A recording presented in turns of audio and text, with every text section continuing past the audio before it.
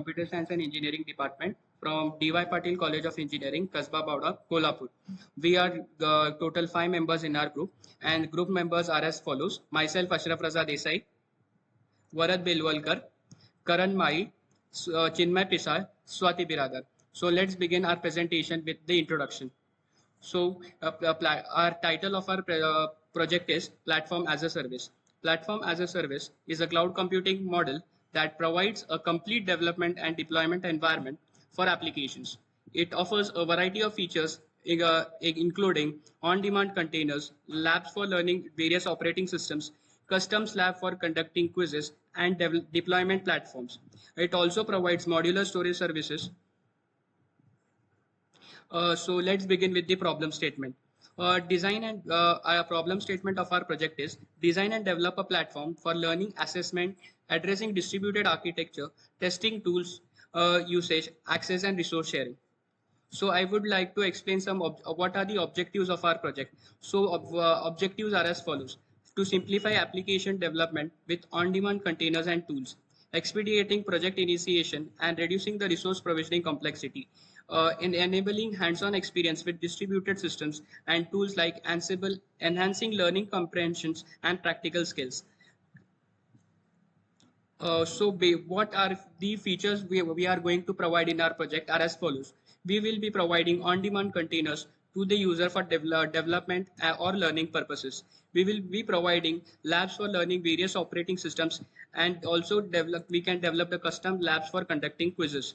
We will be also providing deployment platforms where user can deploy their website or web-based application in just a single command.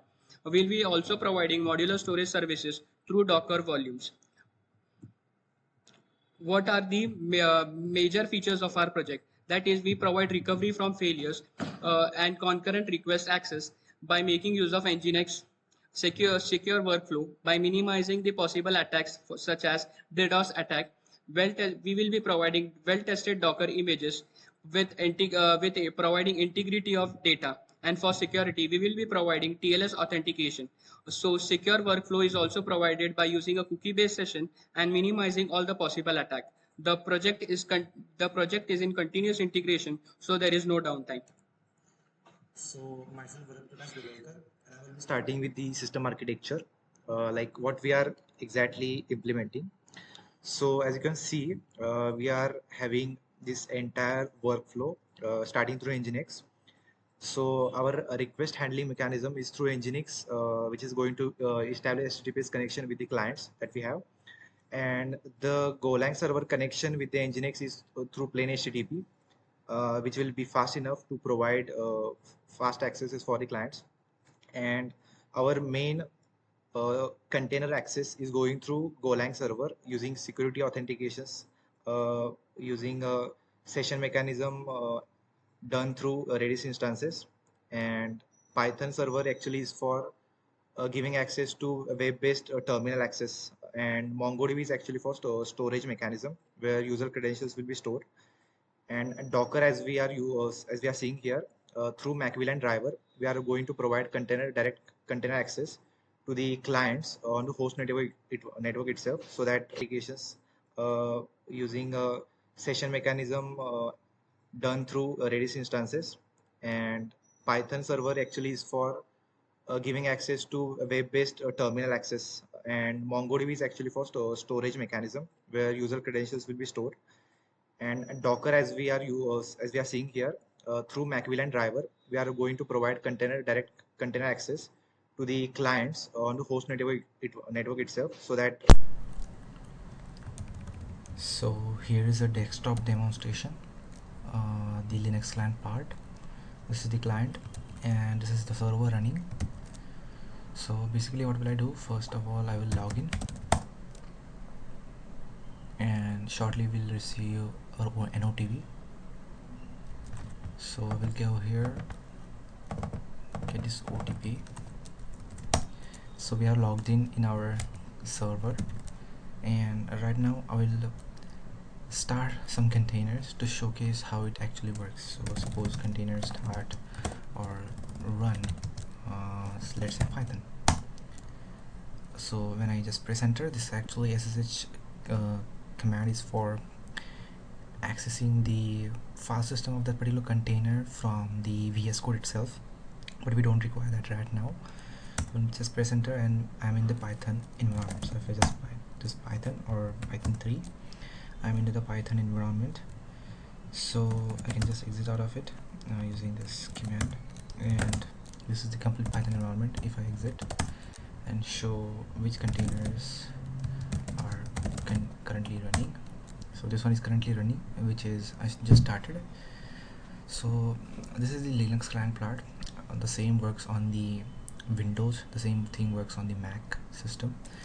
So I can just run another, let's say Node.js. Yeah, I'm getting Node container environment. So that's it. So if I just list again, these are the two. Right now I'll show exactly what is happening in the backend. Here, these are the authentication credentials being stored into the Redis server, and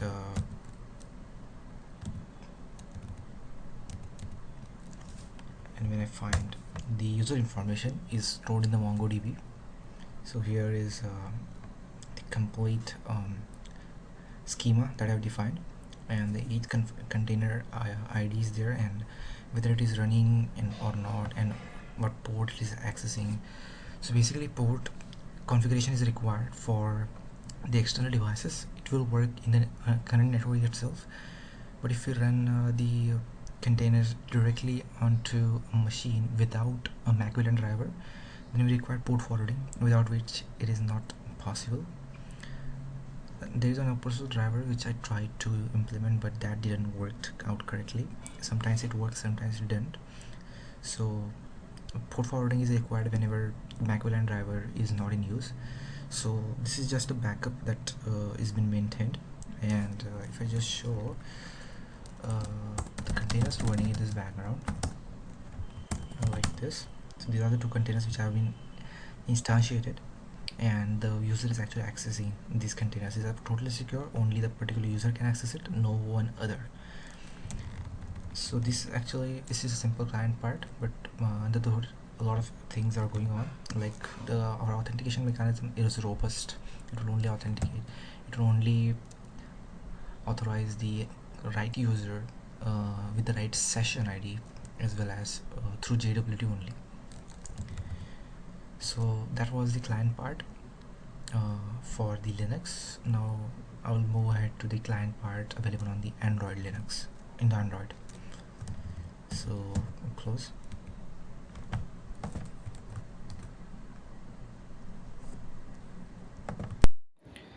So this is our client part for Android, and as you can see, I have configured this 2 container accesses in this application, and we are actually using ConnectBot as our base starting point, and we have built on top of that like authentication mechanism and other access scenarios.